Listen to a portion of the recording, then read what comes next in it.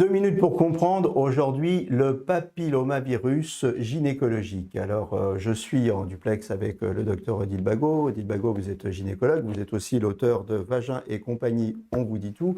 Qu'est-ce que c'est que ce fameux papillomavirus? Le papillomavirus, c'est un virus qui est universellement répandu. C'est un hôte naturel de l'espèce humaine.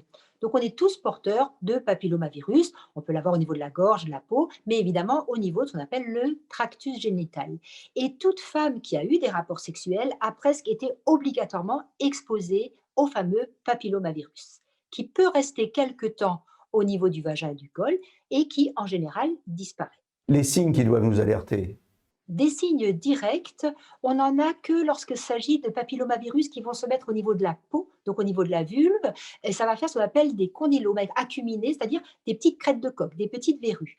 Mais là où le papillomavirus peut être dangereux, c'est au niveau du col, parce que si on n'a pas de bonne défense immunitaire, qu'on n'arrive pas à se défendre contre lui, et s'il persiste trop longtemps, il va abîmer les cellules du col. Ces cellules vont se transformer et au bout d'un certain nombre d'années, si on ne dépiste pas, si on n'intervient pas, et ben c'est ce qui va faire le lit du cancer du col. Donc, grave et à suivre en tout cas. Pas grave quand on découvre juste du papillomavirus chez une femme jeune, parce qu'elle va s'en débarrasser si elle a des bonnes défenses immunitaires, si elle ne fume pas, si elle a une vie à peu près équilibrée. Grave si on ne fait pas de dépistage. Or, le dépistage, il existe. Jusqu'à présent, on faisait un frottis tous les 3 ans, de 25 à 65 ans, et ça suffisait pour dépister les infections à papillomavirus avant que ce soit grave.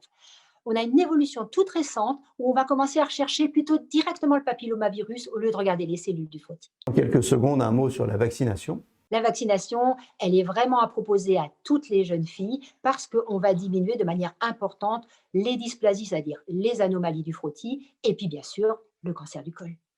Voilà, faites-vous vacciner.